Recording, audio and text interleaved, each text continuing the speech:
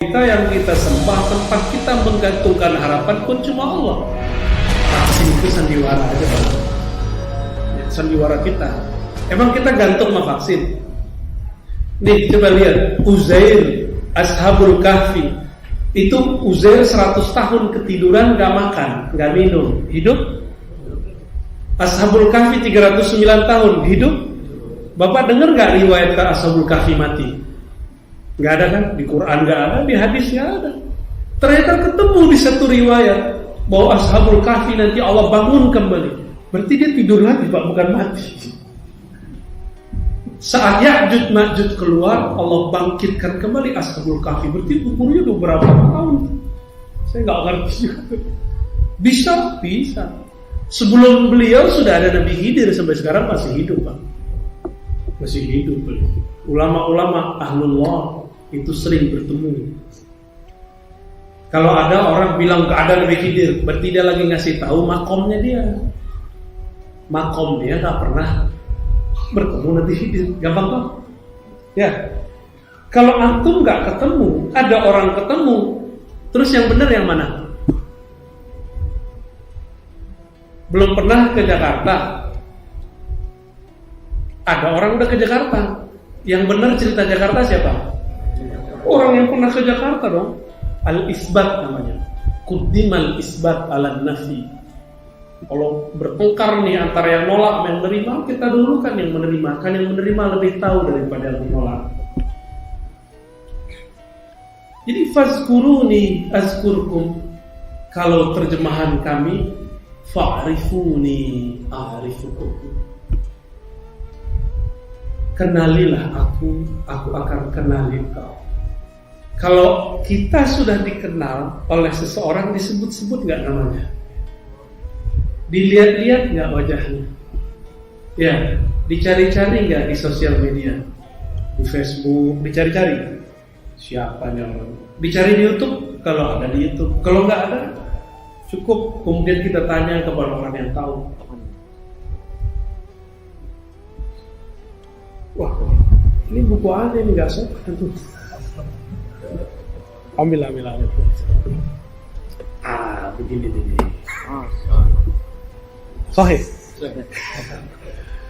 Nyampe nggak? Kedengeran jelas ya? Jelas ya.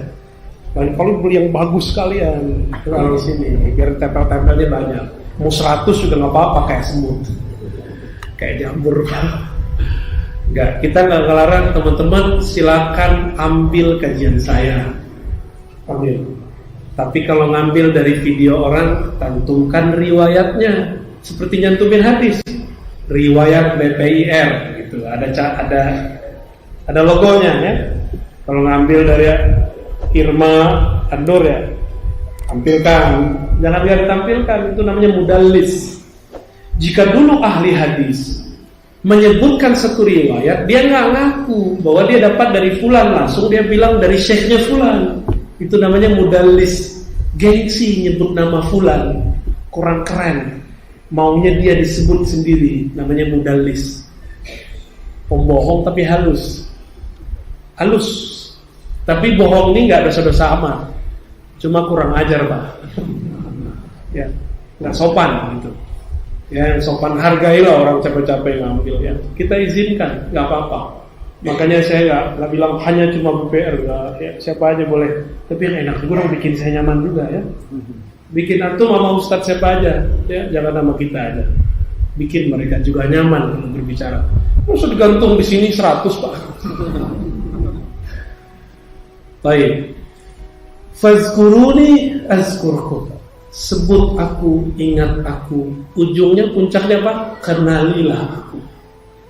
Kalau sudah kenal baru bisa mengingat.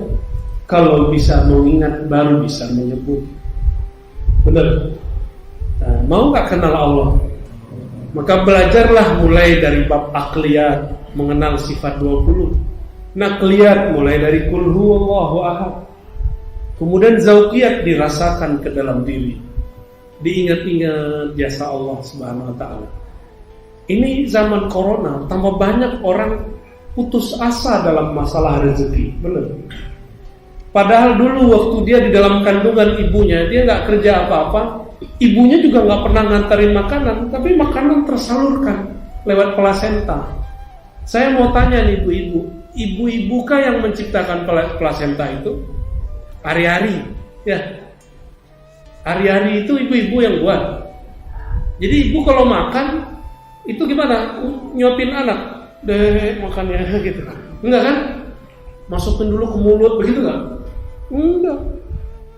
Siapa yang ngatur? Itu alam bawah sadarnya seorang ibu. Masuk Pak. Nah kita ini produk itu dulu minum air ketuban, lupa ya, berenang-berenang tuh di perut ibunya tuh. Lahir langsung kerja nggak? Langsung bisa jalan nggak kayak kambing? Tadi kita makan kambing ya di rumah Pak Peri. Biar antum iri. Kambing baru lahir langsung berdiri. Langsung berdiri Pak. Nggak pernah ngeliat kambing nih, sok kota ya. Kambing kalau baru lahir langsung berdiri Pak. Langsung berdiri. Bisa nyari minum bisa nih. Tapi yang pertama dicari tetap susu ibunya. Kenapa? Karena kambing pun tahu secara insting dia belum cocok makan rumput. Cocoknya minum air susu ibunya. Bayi kita waktu bayi lebih lama. Kita menjadi pasif itu lebih lama. Di saat itu yang jamin rezeki kita siapa? Allah. Sekarang yang jamin sama nggak? Sama. Bedanya cuma formulasi aja Pak. Dulu cara manggilnya Nah itu zikirnya anak kecil itu. Itu zikir itu Pak. Kalau sekarang zikirnya banyak corona ya Allah, banyak yang tumbang ya Allah, rezeki jangan putus. Itu kita zikir. Tapi saya mau tanya, sebelum corona ini Allah sudah tetapkan zikir kita, rezeki kita berapa? Udah ya. Terus antum khawatir, kenapa khawatir? Berarti jangan-jangan Tuhannya ganti nih pas corona ini. Ya, ada Tuhan Coronawiyah ya. Tuhan kita sama. Allah itu uji kamu tanpa virus, ingat aku. Enggak, kamu sibuk mencari selainku. Dikasih virus, dikasih bencana, masih ingat Allah enggak? Enggak juga. Nah, nanti enggak tahu deh apalagi yang dikasih. Nah, di saat kita dikasih bencana, ada berita-berita yang memalingkan pikiran kita dari Allah, benar nggak? Maka saran saya, mau hidup sehat nggak? Sehat pikiran. Kurangi nonton berita corona, ya. Mau sehat. Alhamdulillah, saya jarang Pak nonton. Kalau nggak lewat di sosial media kita nggak baca. Itu pun kita nggak tertarik baca. Biarin begitu. Si bayi yang dia makan pertama kali, yang dia minum pertama kali cuma air susu ibunya. Karena kalau dikasih nasi, dikasih roti, dikasih teh talua, dikasih duren, itu bisa rusak gak si bayi itu? Bisa mati gak dia? Nah, maka zikir itu, ada zikir yang umum, ada zikir yang khusus untuk nutrisi badan. Zikir ini saya ngomong lebih serius Pak, hati-hati. Zikir itu ada takarannya, ada kurikulumnya. Kalau tidak, sama kayak orang minum obat bisa keracunan. Kalau obat keracunan tubuh rusak. Kalau orang zikir tidak tahu tekniknya, zikir itu bukan dengan fikir, zikir itu dengan qalbu, bukan dengan akal, tapi dengan qalbu. Kalau orang zikir dengan akalnya, dia akan mengakali makna zikir yang terjadi nanti. Gini Pak, ya, apa tuh? Kalau kata orang Jawa, sableng. Gendeng, ngomong gitu bacanya, salah ya? Majnun, ya, gilo, miriam. Kalau halat kan dia merasakan kesadaran yang tingkat tinggi. Di saat dia mabuk ma'rifatullah, dia berkalam sesuatu. Kalau ini enggak, belum mabuk udah gila dulu. Kenapa? Karena zikir tidak sesuai dengan dosis-dosis jiwanya, kolbunya. Jadi dalam bab ini wajib nggak punya guru. Di akhir zaman ini nanti nggak ada yang kita pelit-pelit, Pak. Nanti kita kasih semua. Dulu itu Bapak kalau belajar zikir harus datang ke surau-surau, datang ke majelis-majelis khusus. Kalau nggak datang nggak dikasih. Cuma karena di Pekanbaru masih ada guru-guru zikir, saya tidak boleh bagi secara umum. Datangilah guru-guru itu. Ya, ini manas-manasin aja Pak. Mange-ange no Anda. Kenapa ini adab kami sesama orang yang mempelajari ilmu zikir dan metode mengajarkan zikir. Allah yuhadditha bihadrati man huwa aula. Ini ada ahli hadis. Tidak boleh mengajar jika di situ ada orang yang lebih tua, lebih dahulu ada, apalagi lebih dulu jadi mursyid. Maka saya kajian begini, kalau nggak datang-datang juga Ustaz, susah kalau di situ. Ya udah, nanti kita kasih juga Pak. Tapi nanti sabar dulu. Ya. Masa baru datang pengajian sekali 2 kali langsung kasih zikir. Nanti kebanyakan zikir antum pusing juga. Ustaz, kata Ustaz fulan zikirnya ini, kata Ustaz kok zikirnya itu. Nah, disitulah perlunya kalau sedang latihan zikir, gurunya cukup satu. Kalau sudah selesai satu metodologi zikir, boleh nambah guru. Paham? Bukan dilarang antum berguru banyak, tapi kalau sedang sekolah di suatu madrasah, satu sekolah, cukup sekolahnya atu dulu. Kepala sekolahnya atu aja dulu. Benar. Supaya apa? Supaya kurikulumnya nggak tabrakan. Bukan dilarang, selesai pindah aja nggak apa-apa. Itu maksud para masyayikh, jangan banyak-banyak guru dulu kalau belajar zikir. Jadi kenapa nih, mohon maaf, ini para jamaah ini saya lihat ada gurunya 5, ada gurunya 7, ada gurunya minus. Ya, jadi bingung. Kemarin Ustadz ini ngajar zikir ini, Ustadz Fulan datang dari Jawa, zikirnya ini. Ustadz Fulan datang dari Jakarta, lain lagi. Datang dari Padang, lain lagi. Datang dari Medan, lain lagi. Kan bingung kan? Yang tahu murid ini seharusnya zikirnya apa, itu sama dengan dokter. Dokter tuh tanya dulu, diagnosa dulu. Oh, kalau begitu kamu zikirnya apa, obatnya ini. Biasanya dokter nanya nggak, pernah minum obat apa aja, gitu nggak? Alergi apa aja, benar nggak? Sama Pak, seorang tabib kolbu, dia dengan kolbunya bisa nanya, kalau nggak nanya pakai lisannya. Udah pernah belajar thariqat apa? Gitu paling pura-pura nanya begitu, padahal dia tahu. Karena kolbu itu bisa mencium aroma kolbu. Seperti bapak ini pakai parfum, yang ahli parfum langsung ngerti nggak? Out, gitu ya. Ini parfumnya parfum yang mahal, yang harga 5.000, 20.000, 200.000, 2 juta, itu beda Pak. Hidungnya kan berbeda.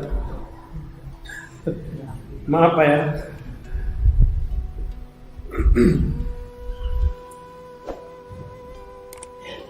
Aroma zikir itu bisa dicium oleh ahli zikir. Bisa dicium, bisa tercium Pak. Itu nggak bisa dibuat-buat, memang begitu adanya. Bukan berarti itu alam gaib, itu kan masih zahirnya kita, cuma zahir yang agak ke dalam. Itu aja bedanya. Untuk zikir pertama, rata-rata Nabi mengajarkan zikir la ilaha illallah. Tapi kalau versi Quran, zikir pertamanya Allah Allah. Iqra bismi rabbikal ladzi khalaq. Bacalah nama Rabbmu. Siapa nama Rabbmu? Allah. Berarti zikir pertama Allah Allah. Tapi kalau lewat hadis, Sayyidina Ubadah ibn Samit itu meriwayatkan, satu kali Nabi SAW saat kami berkumpul-kumpul mengatakan irfa'u aydiyakum, angkatlah tangan kalian. Suruh angkat tangan. Summa qulu la ilaha illallah. Nah, nanti ada masanya saya talkinkan semua yang hadir. Kayak ini namanya talkin jama'i, talkin umum, bimbingan umum.